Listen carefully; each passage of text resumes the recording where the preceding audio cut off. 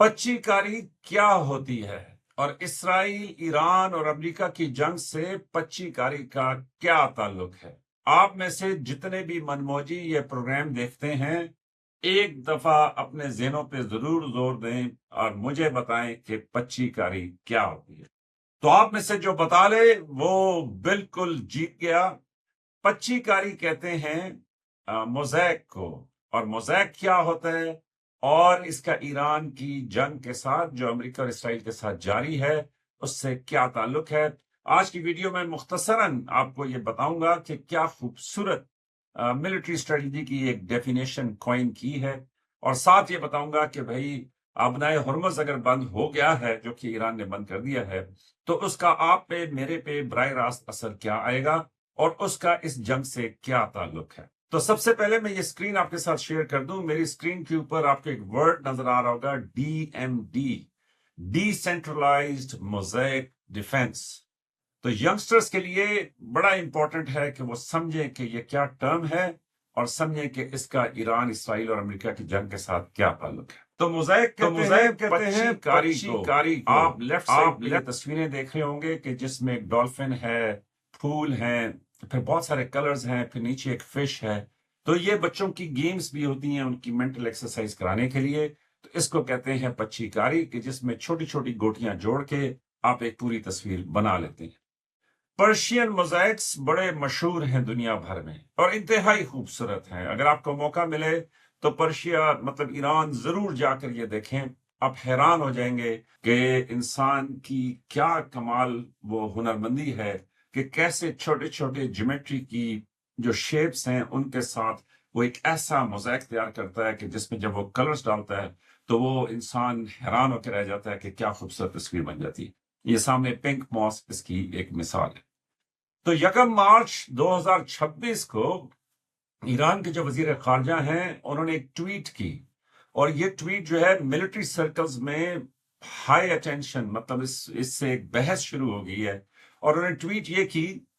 کہ دیکھیں جی، ہم نے 20 سال امریکہ کی 2 جنگوں کو سٹڈی کیا ہے، ایک ہمارے عین مشرق میں اور ایک ہمارے عین مغرب میں تھی۔ مشرق میں وہ افغانستان کی جنگ کا اشارہ کر رہے تھے اور مغرب میں وہ عراق کی جو امریکہ کی جنگ تھی اس کو اشارہ کر رہے تھے۔ اور انہوں نے کہا کہ ہم نے اس میں سے جو سبق نکالے، جو لیسنز لرن نکالے،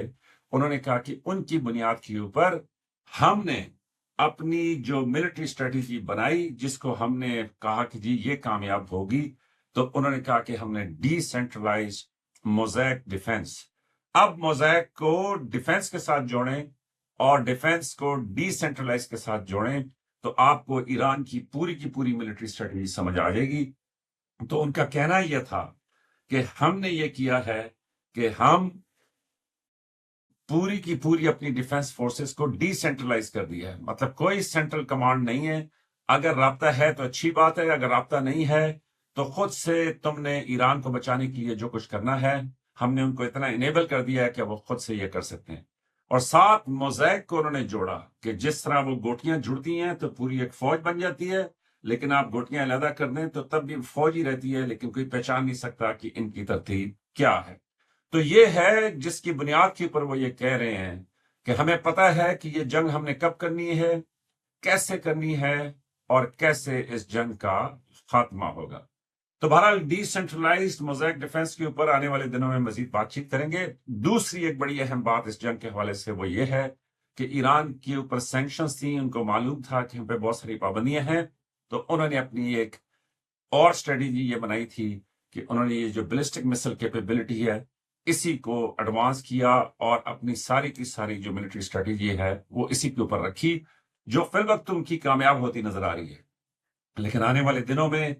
کیسے یہ سب کچھ چلے گا، اور جس طرح امریکہ اور اسرائیل یہ کلیم کر رہے ہیں کہ وہ ہزاروں ٹارگٹس پر نشانہ بنا رہے ہیں، تو یہ بھی ایک بہت بڑا سوال ہے کہ آنے والے دنوں میں یہ جنگ کیا رخ اختیار کرتی ہے۔ لیکن میں نے کہا تھا کہ میں دوسری بھی بات آپ کو بتاؤں گا کہ جی ہرمز اتنا امپورٹنٹ کیوں ہے۔ تو یہ جو آبنائے ہرمز ہے نا جی، آپ دیکھیں کہ اس میں یہ 4 بڑے کنٹریز یہاں پہ لکھے ہوئے ہیں، جس میں چائنا، جاپان، ساؤتھ کوریا اور آسٹریلیا ہے۔ تو یہ دیکھیں کہ جی 50% چائنا کا جو تیل ہے وہ آبنائے ہرمز سے جاتا ہے، جاپان کا 90%، ساؤتھ کوریا ایک بہت بڑی اکانومی ہے، انڈسٹریل اکانومی ہے، اس کا 80%، اور ان کے جو ریزروز ہیں وہ 90 دن کے، 250 دن کے، 180 دن کے ہیں۔ تو اگر یہ ریزروز کم ہونا شروع ہو گئے تو پھر اس جنگ میں بڑی پیچیدگیاں آئیں گی کہ جس کا اثر آپ میں، مجھ پہ، ہم سب کے اوپر آئے گا۔ تو بہرحال آخری بات کہ بڑا افسوسناک ایک اور ٹویٹ عباس صاحب کا آج، جس میں انہوں نے یہ لکھا کہ جی ہم جو ہے بڑے افسوس کے ساتھ آپ کو وہ قبریں دکھانا چاہتی ہیں، انہیں 160 چھوٹی بچیوں کی، کہ جن کے اسکول کے اوپر ایک میزائل لگا اور اس میزائل سے وہ بچیاں جو ہیں تمام کی تمام شہید ہو گئیں۔ تو اسی لیے یہ جنگیں اچھی نہیں ہوتی، کیوں کہ ان جنگوں میں ایسے خطرناک نقصان ہوتے ہیں، ایسی پیچیدہ چیزیں آتی ہیں کہ جو انسان کے دل کو دکھا دیتی ہیں۔ آخری بات کہ اگرچہ یہ جنگ ابھی تک پوری آب کے ساتھ جاری ہے، لیکن ایک اور بڑا امپورٹنٹ کمپیریزن آ رہا ہے، وہ یہ کہ جی 50 پیٹریٹس جو ہیں وہ امریکہ پر مہینہ بنا سکتا ہے، 8 یہ جو terminally high altitude area defence ہے وہ، اور ان کی قیمتیں بھی سامنے رکھی ہوئی ہیں، اسی طرح SM-3، اور دوسری طرف ایران کی جو صلاحیت ہے وہ 250 سے 350 تک ہے۔ تو ابھی وہ یہ کہہ رہے ہیں کہ جی ایران کی کوشش یہ ہے کہ پہلے یہ جو ریڈار سسٹمز ہیں امریکہ کی، جو پوزیشنز ہیں مشرق وسطیٰ کے اندر، ان سب کو بلائنڈ کرے، اس کے بعد ان کے یہ جو اینٹی میسلز ہیں ان کو ڈپلیٹ کرے، اور اس کے بعد پھر بمبارڈ کرے، تاکہ امریکہ اسرائیل جو ہیں وہ اس سے اوور ویلم ہو جائے۔ آخری تصویر، یہ تصویر بتاتی ہے کہ کیا رخ یہ جنگ اختیار کر رہی ہے۔ یہ ایک امریکی پائلٹ ہے، اس کے سامنے ایک کویتی شخص کھڑا ہوا ہے کہ جو اس پائلٹ کو بتا رہا ہے کہ جی تم جو ہے گیو اپ کر دو، اور وہ اس کو سمجھ نہیں آ رہی کہ یہ کون سا پائلٹ ہے اور کیا ہے۔ یہ ویڈیو آپ جا کے سوشل میڈیا کے اوپر دیکھ سکتے ہیں۔ لیکن ایران کی، اسرائیل کی اور امریکہ کی یہ جو جنگ ہے، یہ اگرچہ یہ موزائک ہے یا جو بھی ہے، لیکن فی الوقت ایران کی بڑی کامیابی ہے کہ دنیا کی 2 ایڈوانس ترین قوتوں کے سامنے ایران جو ہے ابھی تک وہ اس بات میں کم از کم ضرور کامیاب ہوا ہے ایران، کہ اس نے امریکی اڈوں کو جو نشانہ بنانے کا کہا تھا، اور امریکی جو اثاثے تھے جن میں ایمبیسیز، CIA کے ہیڈ کوارٹرز، باقی چیزیں تھیں، اس نے ان کو کامیابی کے ساتھ نشانہ بنایا۔ اب نقصان کتنا کیا ہے، ان کو اس قابل چھوڑا ہے کہ وہ دوبارہ سے چل سکیں نہ چل سکیں، یہ تو آنے والا وقت بتائے گا۔ لیکن بہرحال دنیا میں ایک بہت بڑا سوال یہ اٹھایا جا رہا ہے کہ جی اگر ایسے ہی عالمی قوانین کو پامال کرنا ہے، اور 2 ملکوں نے فیصلہ کر کے بغیر کسی وجہ کے اگلے ملک کے اوپر حملہ کر دینا ہے، اور اسپیشلی اس کی ٹاپ ترین قیادت کو شہید کر دینا ہے، تو کیا یہ ہی دنیا کا نیا رہنے کا عالمی قوانین کا طریقہ ہوگا؟ اور پھر اس کے اوپر ایک ذیلی سوال یہ اٹھایا جا رہا ہے کہ جو اس سے بھی بڑا ہے، وہ یہ اٹھایا جا رہا ہے کہ بھئی اگر ایسے ہی آپ کریں گے تو پھر کیا ایران کے لیے یہ مطلب زندگی کا مشن نہیں بن جائے گا کہ جی وہ ایٹمی ہتھیار استعمال کریں، ایٹمی ہتھیار جو ہے نا وہ حاصل کریں، اور اسی طریقے سے باقی ممالک بھی کوشش نہیں کریں گے کہ وہ ایٹمی ہتھیار حاصل کریں؟ تو یہ دنیا کو کس طرف دھکیلا جا رہا ہے۔ اس کے اوپر روس کی بڑی ایک اسٹیٹمنٹ آئی ہے، اسی طریقے سے چائنا کی بڑی سخت اسٹیٹمنٹ آئی ہے، اور یہ بھی ہے کہ چائنیز جو اسٹیٹمنٹ آئی ہے اس میں سیکیورٹی کوآپریشن کا ذکر ہے کہ جی ایران کے ساتھ وہ اپنی سیکیورٹی کوآپریشن جو ہے وہ بڑھائیں گے۔ تو اب اس کا مطلب بنتا ہے کہ جی